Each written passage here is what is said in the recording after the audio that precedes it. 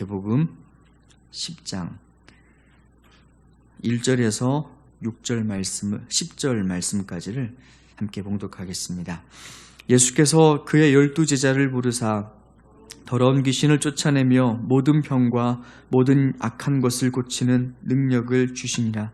12사도의 이름은 이러하니 베드로라 하는 시몬을 비롯하여 그의 형제 안드레와 세베대 아들 야고보와 그의 형제 요한, 빌립과 바돌롬의 도마와 세리 마테, 알페오의 아들 야고보와 다데오, 가나나인 시몬 및 가룟 유다, 곧 예수를 판자라. 예수께서 이 12를 보내시며 명하여 이르시되 이방인의 길로도 가지 말고 사마리아인의 고을에도 들어가지 말고 오히려 이스라엘 집에 잃어버린 양에게로 가라. 가면서 전파하여 말하되 천국이 가까이 왔다 하고 병든 자를 고치며 죽은 자를 살리며 나병 환자를 깨끗하게 하며 귀신을 쫓아내되 너희가 거저받았으니 거저 주라. 너희 전대에 금이나 은이나 동이나 가지지 말고 여행을 위하여 배낭이나 두벌 옷이나 신이나 지팡이를 가지지 말라. 이는 일꾼이 자기의 먹는 것을 받는 것이 마땅함이라. 아멘. 하나님께서 일하시는 방법은 세상에 일하는 방법과는 전혀 다릅니다. 하나님이 일하시는 방법은 하나님의 가시는 길이 있습니다. 그 하나님의 방법을 알아야 우리 삶에도 하나님이 어떻게 일하시는지, 그리고 하나님이 일하실 때 우리가 무엇을 해야 되는지를 분명하게 알 수 있습니다. 오늘 예수님은 하나님 나라의 사명을 감당하기 위하여 12명의 제자를 부르십니다. 그런데 주목해서 볼 것은 예수님께서 부르신 그 제자들의 면면을 보자면은 참 별 볼 일 없는 사람들을 불러 모으셨다라는 것을 볼 수 있습니다. 그들 중에는 신학자가 있는 것도 아니었고 엄청난 재력가가 있는 것도 아니고 말 잘하는 운명가가 있는 것도 아니었습니다. 그냥 평범한 시골 마을 청년들의 모임을 결성하십니다. 어떻게 보면은 하나님의 중요한 나라, 그 사명을 감당하기 위함인데 정말 평범하고 적합하지 않는 사람들을 불러 모으시는 것 같이 보입니다. 그들이 모인 조합도 굉장히 이상합니다. 우리가 몇 가지만 보면은 4절에 보시면 시몬 베드로와 동명이었던 가나나인 시몬이라는 사람이 소개되어지고 있습니다. 이 가나나인 시몬은 누가복음에서는 셀롯인 시몬, 셀롯 땅의 시몬이라고 소개하고 있습니다. 이 셀롯 땅은 어떤 땅이냐면 그때 유대민족 가운데 독립을 꿈꾸는, 한마디로 독립군과 같은 그러한 열혈 당원들을 이야기합니다. 가슴속에 항상 칼 같은 것을 품고 있다가 로마의 주요 인사들이나 아니면은 우리나라를 해하는, 민족을 해하는 사람들을 보면은 그들을 기습하고 달아나는 그러한 사람들의 당이 바로 셀롯 땅입니다.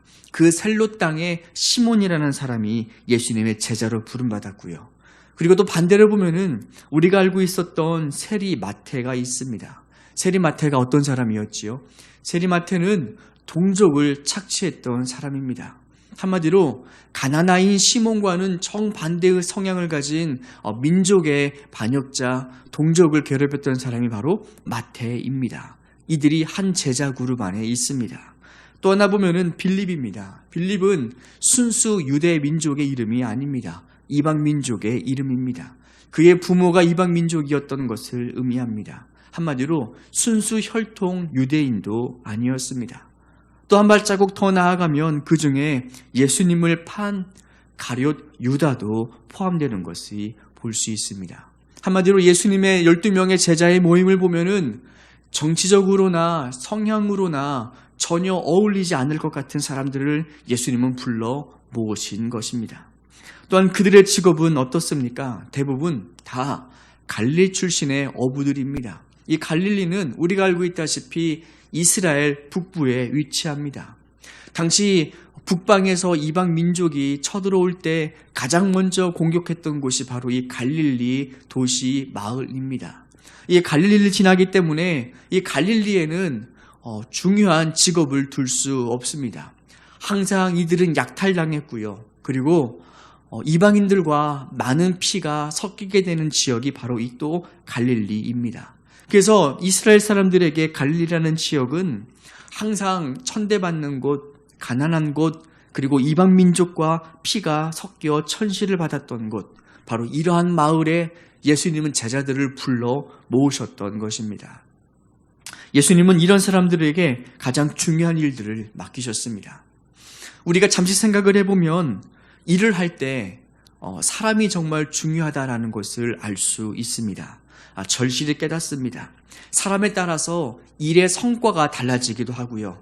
그리고 어떤 사람이냐에 따라서 사람들의 동력을 얻기도 하게 됩니다. 그래서 사회에서는 한 사람을 뽑을 때 얼마나 까다로운 조건을 놓고 가려가며 일을 맡기는지 모릅니다. 하물며 하나님 나라의 일인데, 하물며 영혼 구원과도 직결되는 너무나 귀한 사역인데 예수님의 인사는 정말 아무나 막 뽑아놓은 것 같습니다. 부족한 자들, 가난한 자들, 왜 이런 사람들을 예수님은 12명의 제자로 부르셨을까요? 이 부르심에는 우리를 향하신 하나님의 메시지가 담겨 있습니다. 예수님의 제자는 아무나 누구나 될 수 있고, 그리고 지극히 평범해서 아무것도 할 수 없는 너희라도 그러나 하나님의 일을 할 수 있다라는 것입니다. 바로 너희가, 바로 우리가 예수님의 제자라는 메시지가 이곳에 담겨 있습니다. 동일하게 마찬가지입니다. 예수님은 이 사회 가운데 엄청나게 뛰어난 자들을 제자로 부르지 않습니다. 지극히 평범한 우리, 지식도 부족하고 재물도 부족하고 성격도 사납고 잘하는 것도 별로 없는 우리 같은 자를 여전히 제자로 부르고 계시다는 말씀입니다. 세상의 기준으로는 못하지만 예수님께서는 이러한 부족한 사람들을 제자로 부르시는 까닭이 있습니다. 왜냐하면 하나님의 나라의 능력을 감당할 수 있는 그 능력은 우리에게 있는 것이 아니라 바로 하나님께서 공급해 주시는 것이기 때문입니다. 1절에서 그 말씀을 하십니다. 예수께서 12 제자를 부르사 더러운 귀신을 쫓아내며 모든 병과 약한 것을 고치는 권능을 주시니라. 부르심은 예수님께서 부르십니다. 능력도 예수님이 주십니다. 귀신을 체압할 권능과 약한 것을 고치는 능력도 예수님이 주십니다. 예수님은 누가 순종하느냐 보십니다. 누가 순종하여서 하늘의 은사를 맛보고 그 사명을 감당할 수 있는 자가 되느냐, 바로 그것이 예수님의 가장 중요한 관점이셨습니다. 그렇기 때문에 성도는 이 두 가지 착각에서 벗어나야 합니다. 첫 번째, 우리가 잘 하는 말이 있습니다. 능력이 없어서 주의 일을 감당하지 못한다는 착각에서 벗어나야 됩니다. 또한 두 번째, 오늘 본문을 통해 우리가 살펴볼 것입니다. 두 번째는 무엇이냐면 하나님의 일을 할 때 하나님께 받은 것이 아니라 자신의 것을 가지고 일을 하려는 생각, 착각에서 벗어나야 됩니다. 첫 번째 말씀을 보면은 능력이 없어 일을 못한다. 그런데 오히려 예수님은 능력 없는 자들을 부르셨습니다. 그 이유에 대해서 우리가 잘 알고 있는 고린도전서 1장에서 이렇게 말씀을 하십니다. 형제들아, 너희의 부르심을 보라. 그러면서 우리가 얼마나 못 배우고 얼마나 미련하고 얼마나 부족하고 연약한지를 택하신 이유에 대해서 이렇게 말씀을 하십니다. 이는 아무 육체도 자랑치 못하게 하려 함이라. 그리고 그 다음에 더욱더 중요한 덧붙이는 9절 말씀이 있습니다.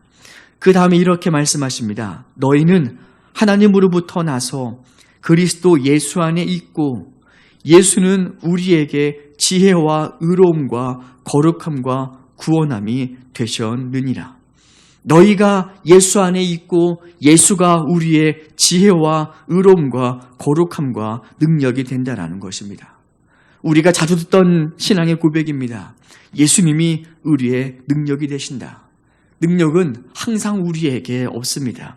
능력은 예수님께 있습니다.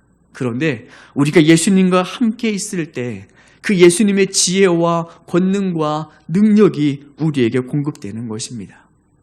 예수님께서 승천하실 때 이 사실을 또 한 번 확인하십니다. 예수님이 승천하실 때 제자들을 보내시면서 이렇게 말씀하십니다.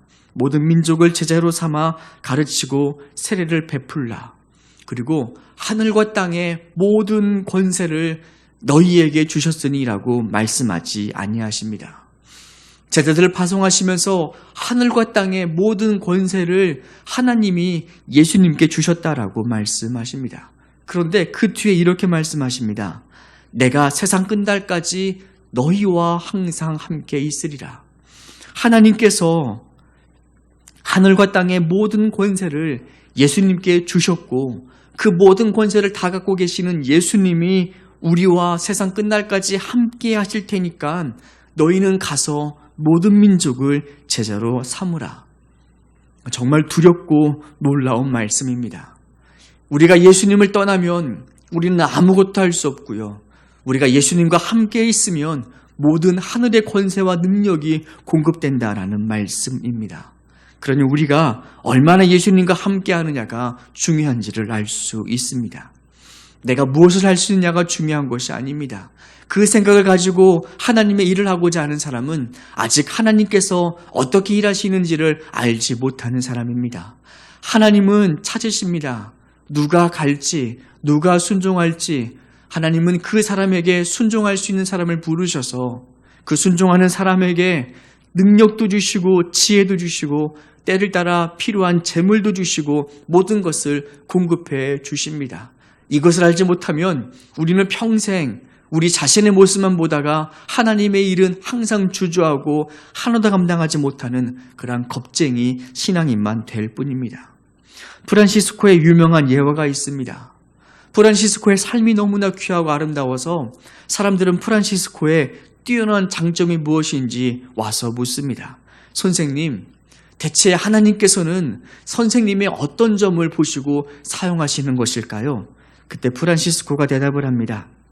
어느 날 하나님께서 세상을 내려다보실 때 너무나 겁이 많고 인생의 문제, 숙제는 하나도 풀지 못하여 괴로워하고 인생의 꿈도 없고 자신감이 결여된 사람을 찾으셨는데 그 사람이 바로 저였습니다. 프란시스코의 능력은 무능이었습니다. 자신이 무능했기에 하나님을 더욱더 바라볼 수밖에 없었고 하나님께 순종하였더니 프란시스코를 하나님께서 쓰셨다. 이것이 바로 그의 간증입니다. 또한 우리가 하나님께서 일하시는 것을 알 때 벗어나야 될 두 번째 생각과 착각이 있습니다. 하나님의 일을 자신의 방법과 자신의 경험과 능력을 가지고 하려는 착각입니다. 예수님은 제자를 보내실 때 다 놓고 가라라고 하십니다. 익숙했던 배낭, 신발, 지팡이 그리고 너희가 모았던 금과 은과 동도 다 내려놓고 가라고 말씀하십니다. 9절 말씀에 너희는 전대에 금이나 은이나 동이나 가지지 말고 여행을 위하여 배낭이나 두벌 옷이나 신이나 지팡이를 가지지 말라.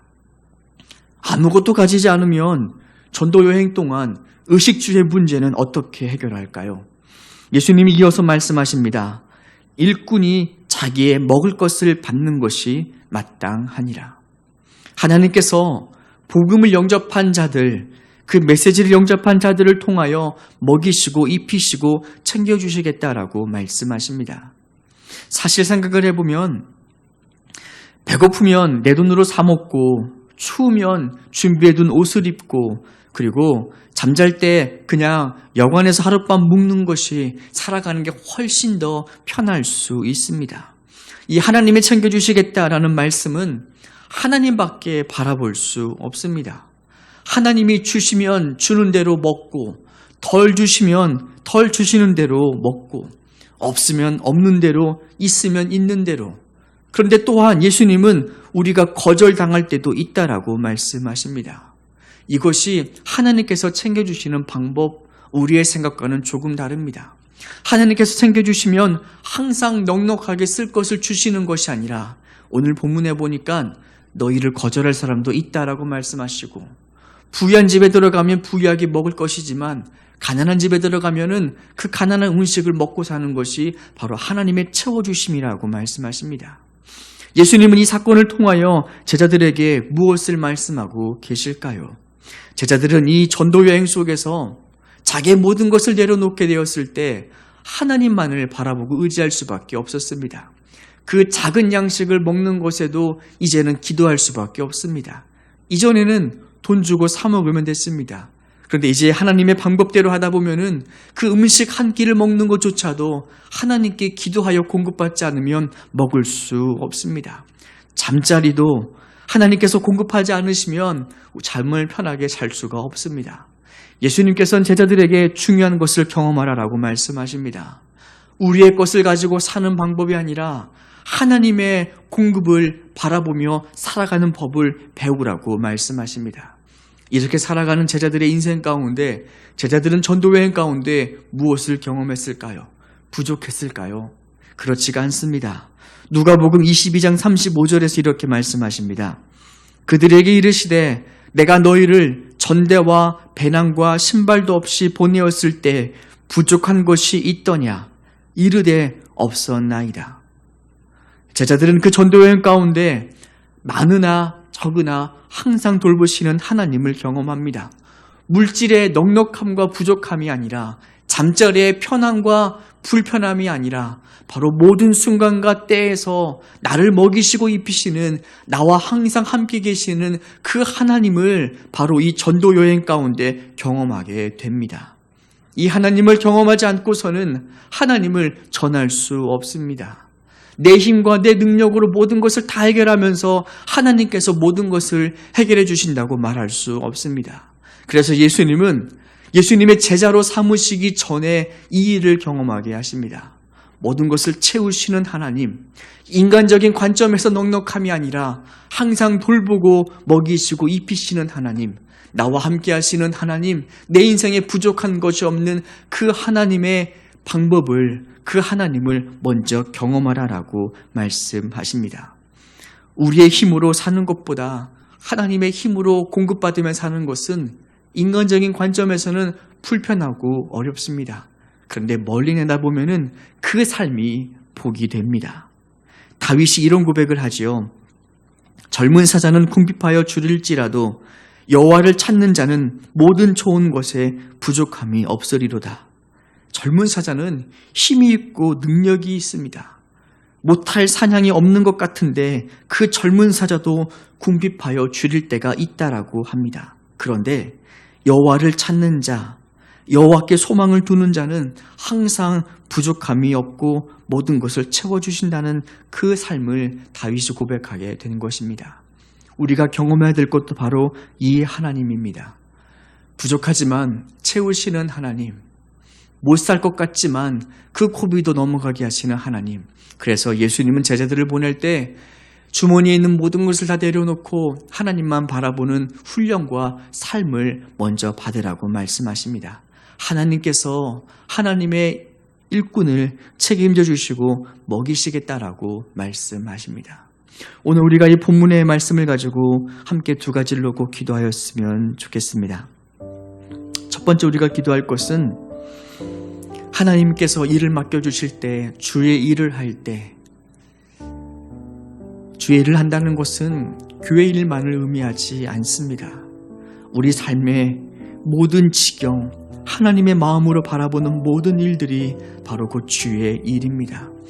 그 일을 할 때 능력은 우리에게 있는 것이 아니라 함께 하시는 예수님께서 공급해 주신다. 하나님, 능력이 없다. 내겐 재물이 없다. 내겐 시간이 없다. 항상 불평하며 거절했던 우리의 연약함을 용서하여 주옵소서. 또한 두 번째, 우리가 함께 기도할 제목은 우리의 방법과 능력으로 일하는 것이 아니라 하나님께서 채워주심을 바라보는 믿음을 가지고 일하는 것이 우리에게 필요합니다. 우리가 그러한 사람이 될 수 있도록 이 시간에 하나님 여전히 나를 통하여 일하여 주시옵소서. 함께 기도하겠습니다.